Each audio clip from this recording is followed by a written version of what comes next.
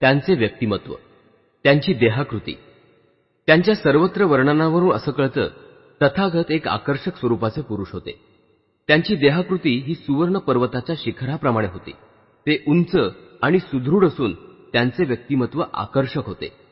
त्यांचे आजान बाहू आणि सिंहगती, त्यांचे वृषभसम नेत्र आणि सुवर्णकांती, त्यांची भरदार छाती सगळ्यांना आकर्षित करत असे.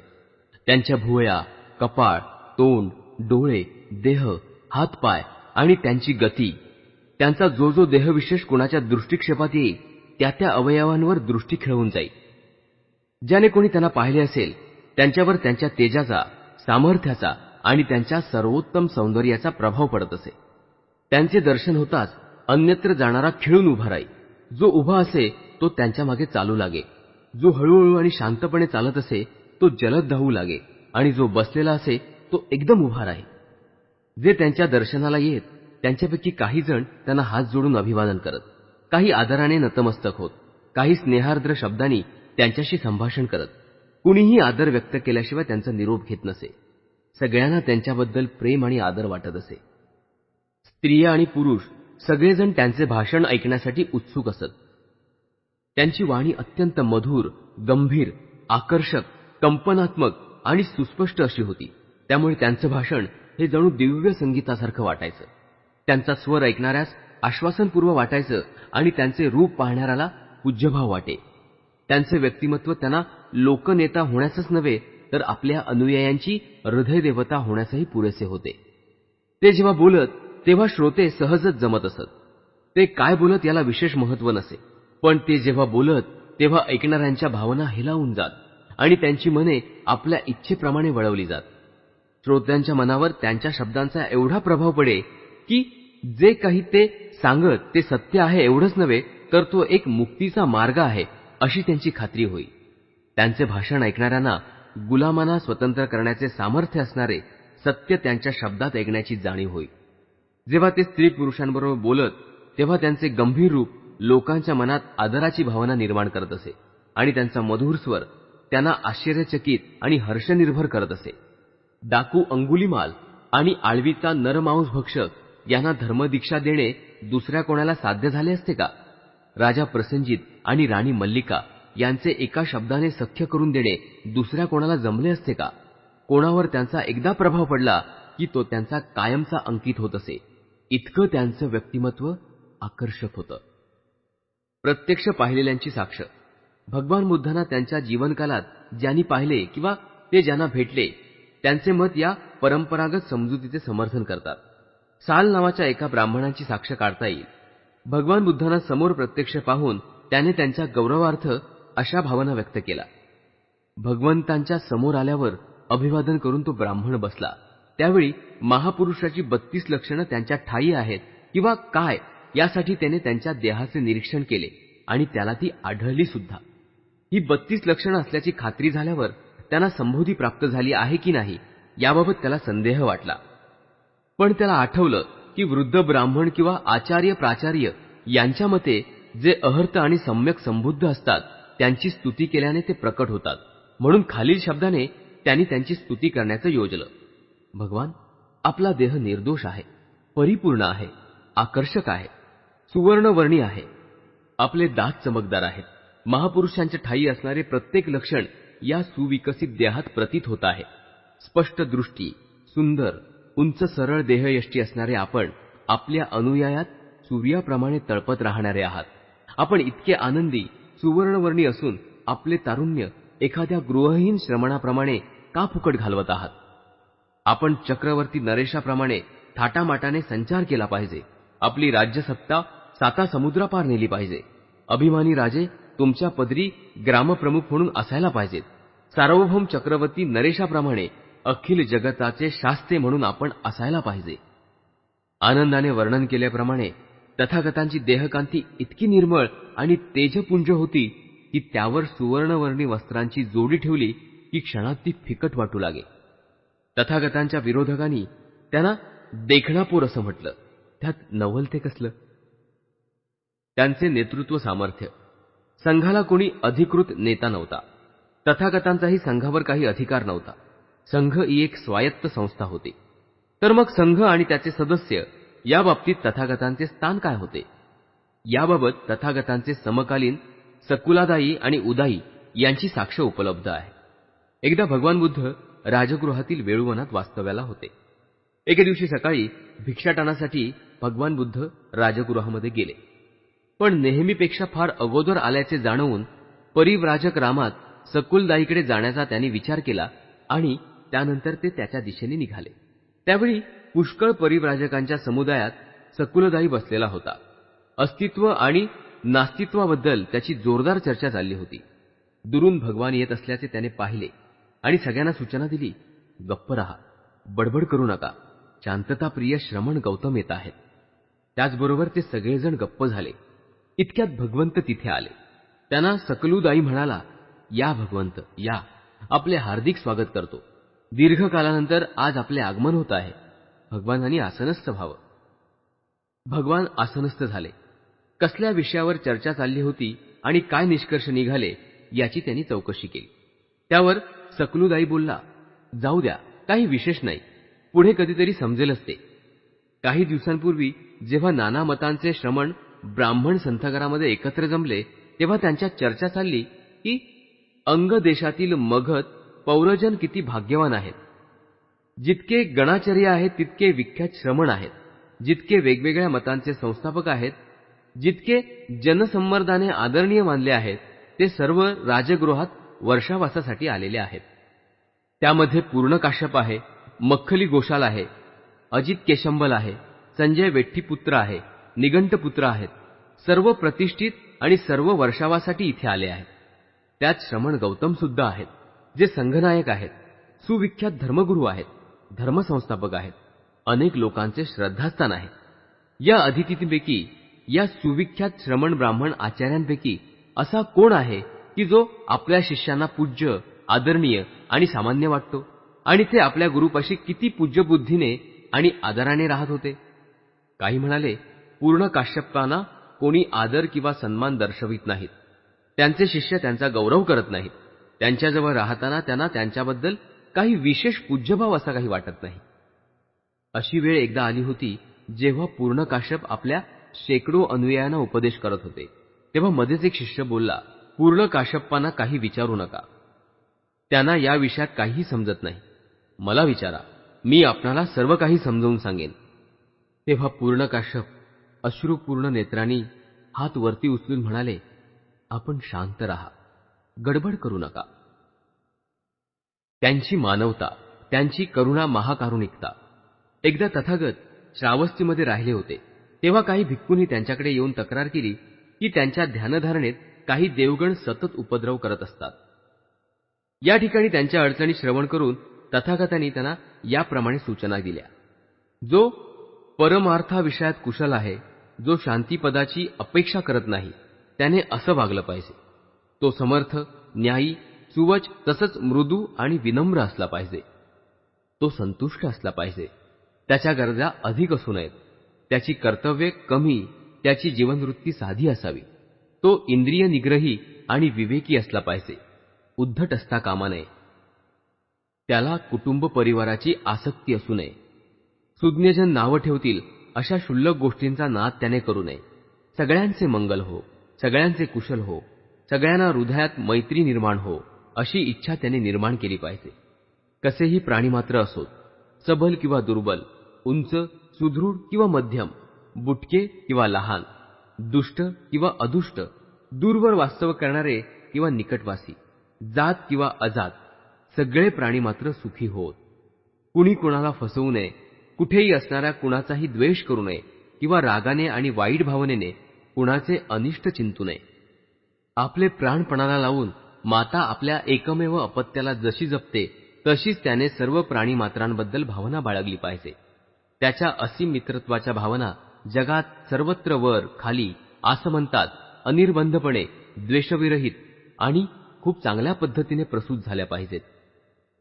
तो उभा असो, बसलेला असो, चालता असो, निजलेला असो, जोपर्यंत तो जागा आहे तोपर्यंत त्याने जागरूक राहिले पाहिजे. हेच सर्वानुमते उच्च जीवन आहे. मोहात न पडणारा, सद्गुणी, ज्ञानी, इंद्रिय सुखाबाबत अनासक्त असा तो असल्यामुळे त्याच्या नशिबी पुन्हा कधी गर्भवास येत नाही. सारांश काय? भगवान बुद्धांनी त्यांना उपदेश केला, आपल्या शत्रूंवरही प्रेम करा. दुःखितांचे दुःखहरण, दुःखांचा उपशमन करता. विशाखेचे सांत्वन. विशाखा ही एक उपासिका होती. भिक्खूंना भिक्षा देणे हा तिचा प्रघात होता. एके दिवशी तिच्याबरोबर राहत असलेली तिची नात सुदत्ता आजारी पडली आणि तिचं निधन झालं. विशाखाचा शोक अनावर झाला. तिच्या अंतविधीनंतर विशाखा भगवान बुद्धांपाशी गेली आणि साश्रू नयनांनी एका बाजूला जाऊन बसली. तथागतांनी विचारले, विशाखे, दुःखी, शोकमग्न आणि अश्रुसिंचन करत तू अशी बसलीस, त्याचं कारण तरी काय? तिने आपल्या नातीच्या मृत्यूची बातमी सांगितली आणि ती म्हणाली, ती अत्यंत आज्ञाधारक मुलगी होती. तिच्यासारखी दुसरी सापडणे कठीणच. विशाखे, श्रावस्तीमध्ये एकूण किती मुली असतील? भगवान, लोक म्हणतात कित्येक कोटी आहेत.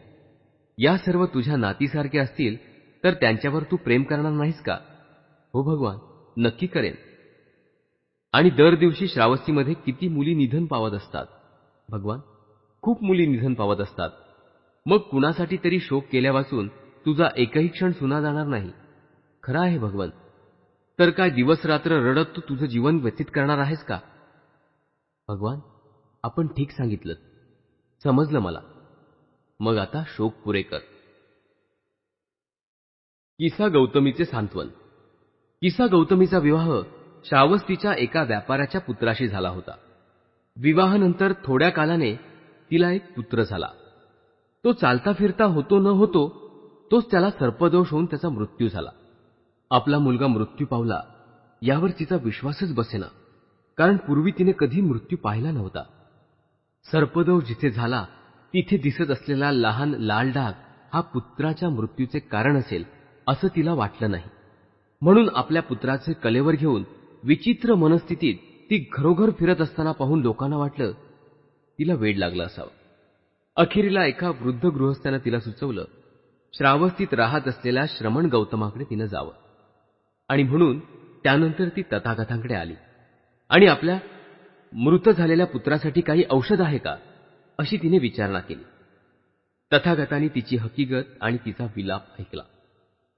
तथागतांनी तिला सांगितलं, तू नगरात जा आणि ज्या घरी एकही मृत्यू झालेला नाही अशा घरातून थोडी मोहरी घेऊन ये. तिने मी तुझा पुत्र जिवंत करीन. तिला वाटलं ही फार सोपी गोष्ट आहे आणि म्हणून मुलाला कलेवर घेऊन ती नगरात गेली. पण लवकरच तिचा भ्रम दूर झाला, कारण जिथे जिथे ती गेली त्या त्या घरी कुणाचा ना कुणाचा तरी मृत्यू झालेलाच होता. एका गृहस्थाने तिला सांगितलं, जे जिवंत आहेत ते थोडे आणि जे निधन पावले आहेत ते अधिक आहेत. ती तथागतांकडे निराश होऊन रिकाम्या हाताने परत आली. तेव्हा तथागतांनी तिला विचारलं, मृत्यू हा सर्वांच्या नशिबी असतोच हे तुला समजलं की नाही? तिच्याच बाबतीत ही दुर्दैवी घटना घडली म्हणून तिने शोक का करावा? तिने मग आपल्या पुत्राचे अंतविधी केले. ते करताना ती म्हणाली, सर्व नश्वर आहे, हा सृष्टी नियम आहे. रुग्णांबद्दल चिंता. एकदा एक भिक्खू अतिसाराने आजारी होता आणि आपल्या मलमूत्रातच तो पडून राहिला होता. स्थवीर आनंदाबरोबर फिरत फिरत तथागत त्या भिक्खूच्या निवासस्थानी आले. आपल्या मलमूत्रात लोळत पडलेल्या भिक्खूला तथागतांनी पाहिलं. ते त्याच्यापाशी गेले आणि म्हणाले, भिक्खू, तुला काय होतं आहे? भगवान, मी अतिसाराने आजारी आहे. तुझी सेवा करण्यास कोणी आहे का? नाही भगवान, कुणीही नाही. भिक्खू, तुझी कोणी दुसरी भिक्खू सेवा करत नाहीत, असं का? भगवान, मी कुणाच्या उपयोगी पडत नाही म्हणून कुणी माझी पर्वा करत नाही. मग तथागत आनंदाला म्हणाले, आनंदा, जा आणि पाणी घेऊन ये. या भिक्खूला मी स्वच्छ करतो. होय महाशय, असं आनंद त्यांना म्हणाला. त्याने पाणी आणल्यावर तथागतांनी पाणी ओतले आणि आनंदाने त्या भिक्खूंचा देह स्वच्छ केला. नंतर तथागतांनी त्याचे डोके आणि आनंद याने पाय धरून त्याला उचलून बिछाण्यावर ठेवला. नंतर तथागतांनी त्या क्षणी सर्व भिक्खूगणांना पाचारण केलं आणि ते म्हणाले, अमुक एका निवासात कोणी भिक्खू आजारी आहे का? होय भगवान, तो कशामुळे आजारी आहे? भगवान, त्या भिक्खूंना अतिसार झाला आहे. भिक्खू वर्ग हो, त्याची कुणी सेवा करत नाहीत का तुम्ही? नाही भगवान. का नाही? त्याची सेवा तुम्ही का करत नाही? भगवान, तो भिक्खू कोणाच्या उपयोगी पडत नाही, म्हणून भिक्खू त्याची सेवा करत नाहीत. भिक्खू हो, तुमची काळजी वाहण्यास तुमचे मातापिता नाहीत. तुम्ही जर परस्परांची सेवा केली नाहीत तर दुसरा कोण करणार? भिक्खूनो, जो माझी सेवा करू इच्छितो त्याने रुग्णांची सेवा करावी. त्याला जर गुरु असेल तर तो जिवंत असेपर्यंत गुरुने त्याची काळजी व्हावी आणि रुग्ण बरा होईपर्यंत प्रतीक्षा करावी. जर आचार्य किंवा सहनिवासी भिक्खू असेल किंवा शिष्य सहप्रवासी किंवा गुरुबंधू असेल तर त्याने त्यांची काळजी घ्यावी आणि बरं होईपर्यंत प्रतीक्षा करावी. जर कोणी रुग्णाची सेवा करत नसेल तर तो त्याचा गुन्हा समजला जावा. एकदा भगवान बुद्ध राजगृहाच्या महावनात कलंदक निवासामध्ये राहत होते. त्यावेळेस स्थवीर वल्कली हा रुग्ण, पीडित आणि व्याधीग्रस्त अशा स्थितीत कुंभाराच्या झोपडीत राहत होता. स्थवीर वक्कलीने आपल्या सेवकांना बोलवले आणि म्हणाला, मित्र हो, तथागतांकडे जा आणि माझ्या वतीने त्यांच्या चरणी वंदन करून त्यांना सांगा, भिक्खू वक्कली रुग्ण, पीडित आणि व्याधीग्रस्त आहे. तो तथागतांच्या चरणी वंदन करतो आहे. आणि असंही सांगा, वक्कलीवर दया करा आणि त्याला बघण्यासाठी या. भगवानांनी मौनाने संमती दर्शवली. नंतर वस्त्र लेवून, भिक्षापात्र आणि चिवर घेऊन स्थवीर वक्कलीला पाहण्यासाठी तथागत तिथे आले. स्थवीर वक्कलीने तथागतांना येताना पाहून आपल्या बिछाण्यावरून तो सावरून बसला. तेव्हा तथागत स्थवीर वक्कलीला म्हणाले, वक्कली, उठू नकोस. या इथल्या आसनावर मी बसतो. त्याप्रमाणे तिथं असलेल्या आसनावर तथागत बसले आणि ते स्थवीर वक्कलीला म्हणाले, वक्कली, मला दिसतंय तू सर्व सहन करतो आहेस. तू धीराने दिवस कंठीत आहेस. तुझी पीडा न वाढता कमी होत आहे ना? ती कमी होण्याची लक्षणे आहेत की वाढण्याची? नाही भगवान, आता मला सहन होत नाहीये. मला धीरही उरला नाहीये. तीव्र कळाने मी हैराण झालो आहे. त्या कमी होत नाहीयेत. त्या कमी होण्याची लक्षणं दिसत नाहीयेत. उलट ती वाढतातच आहेत. तुझ्या मनात काही संदेह आहे वक्कली? काही दुःख? भगवान, माझ्या मनात काही संदेह किंवा काही दुःख नाही. वक्कली, तुझ्या शीलाबाबत काही दोषार्य आहे का? भगवान, नाही, माझ्या शीलाबाबत लज्जा वाटण्यासारखं काहीही घडलेलं नाही. वक्कली, असे आहे तर तुला काहीतरी दुःख होत असले पाहिजे, कसला तरी पश्चाताप होत असला पाहिजे. भगवान, आपले दर्शन व्हावे अशी फार दिवसापासूनची इच्छा होती, पण त्यासाठी आपल्याकडे येण्याचे त्राण देहात नव्हते. वक्कली, माझ्या या घाणेरड्या देहात पाहण्यासारखे काय आहे? जो धम्माला पाहतो तो मला पाहतो. वक्कली, जो मला पाहतो तो धम्माला पाहतो. धम्माचे दर्शन करणाऱ्याला मी दिसू शकतो आणि वक्कली, माझं दर्शन करण्यात धम्माचेही दर्शन घडतं. असं मला समजलं की एकदा भगवान बुद्ध भग्गी देशातील मृगवनात भेसूकाल वटिकेत मकर सामाश्रयावर राहत होते. तेव्हा गृहपती नकुल पिता तथागतांकडे आला आणि त्यांना अभिवादन करून एकीकडे बसला. बसल्यानंतर नकुल पिता तथागतांना म्हणाला, भगवान, मी एक जराजर्जर वयोवृद्ध गृहस्थ आहे. माझं आता वय होत चाललं आहे. मी आजारी असून नेहमी कष्टी असतो आणि भगवान, मला क्वचितच आपले आणि संघाचे दर्शन घडते. भगवान, आपण सांत्वनाचे आणि उत्तेजनाचे 2 शब्द जर मला सांगितलात तर दीर्घकालापर्यंत ते मला हितकारक आणि सुखदायी होतील. गृहपती, तुमचं शरीर जर्जर आणि पीडित झालं आहे हे खरं आहे. असा देह धारण करणाऱ्यांनी क्षणभर आरोग्याची अपेक्षा करणं मूर्खपणाचं आहे. गृहपती, यासाठी तुम्ही आपल्या मनास अशी शिकवण दिली पाहिजे की माझा देह दुर्बल असला तरी माझं मन रोगट असणार नाही. गृहपती, असं तुम्ही मनाला शिकवलं पाहिजे. गृहपती नकुल पिताने तथागतांचा हा उपदेश प्रसन्न मनाने श्रवण केला. आपल्या आसनावरून तो उठला आणि तथागतांना अभिवादन आणि प्रदक्षिणा घालून तो निघून गेला.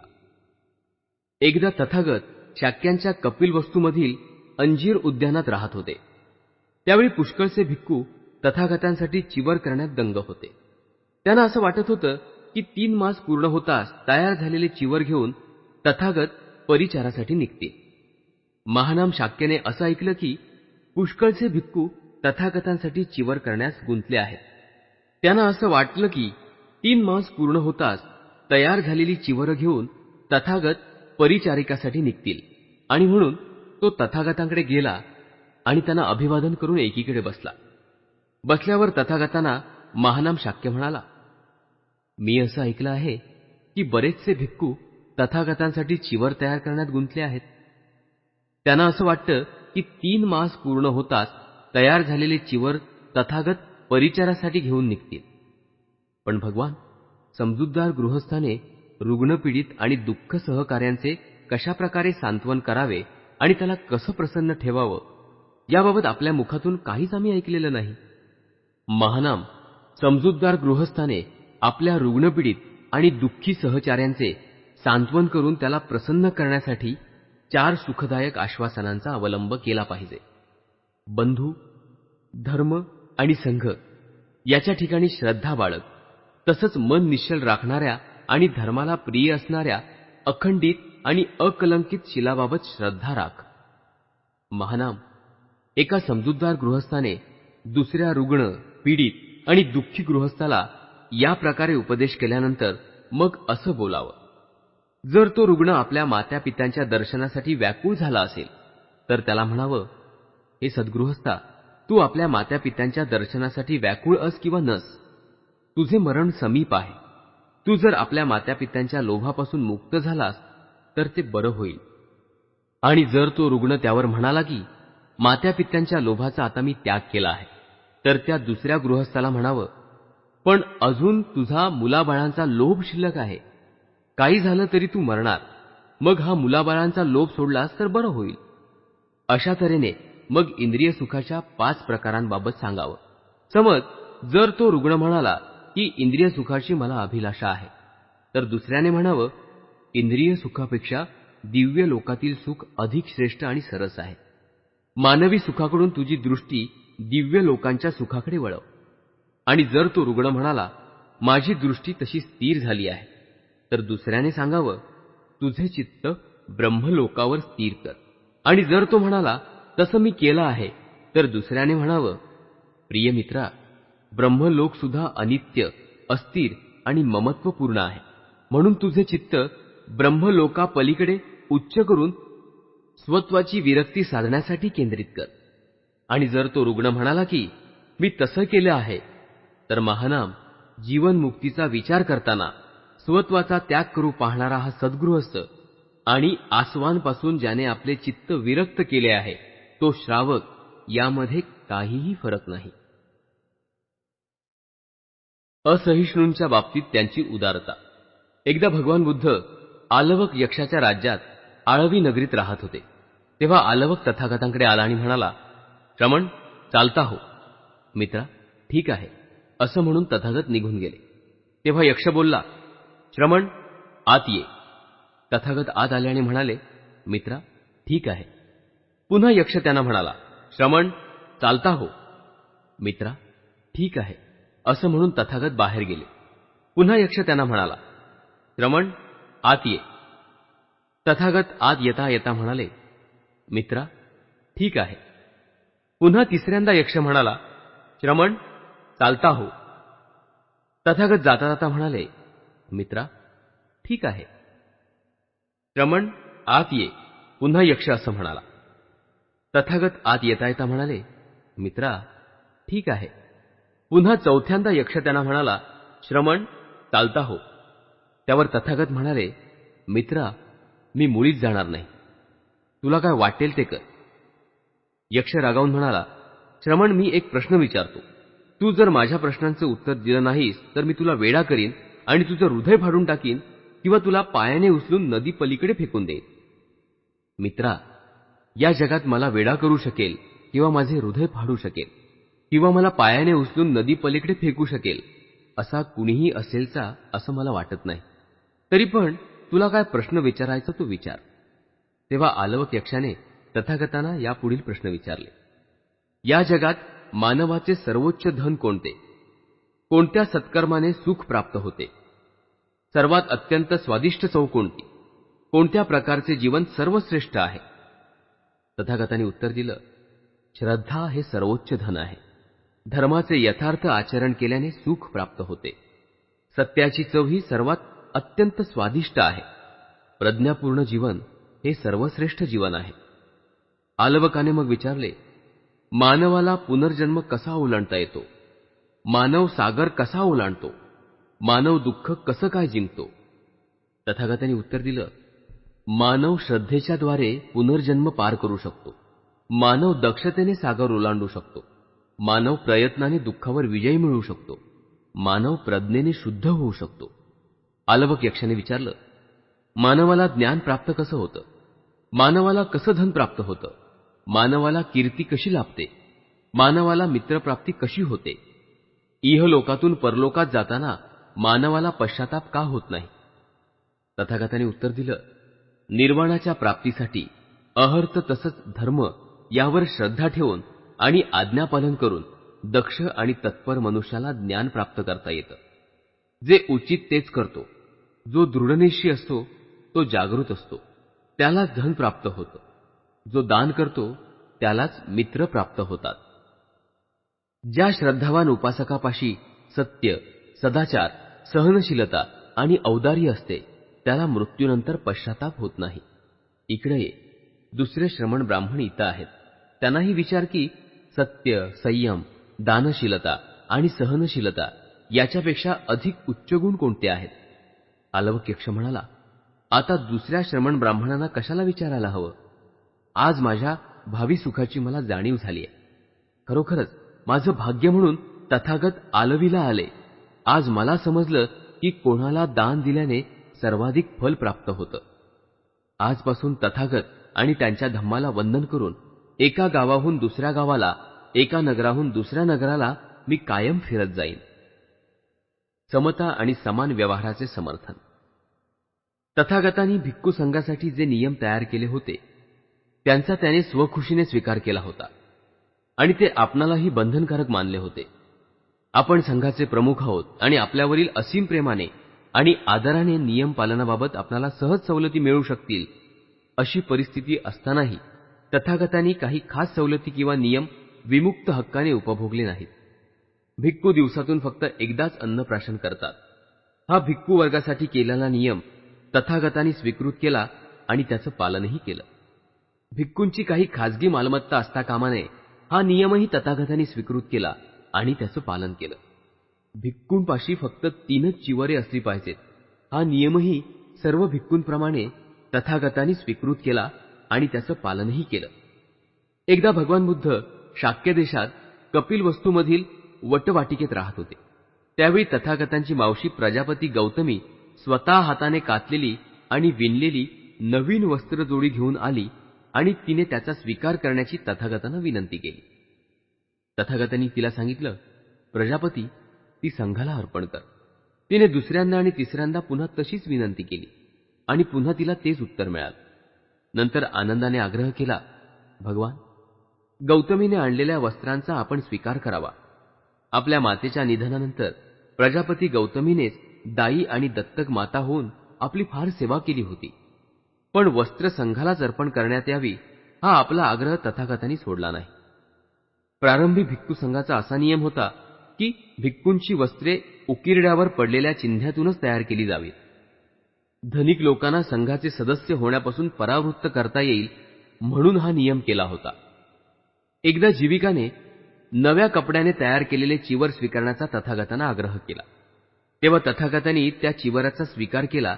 तेव्हा तथागतांनी मूळ नियमात तसा बदल केला आणि भिक्खूंनाही ती सवलत जाहीर केली.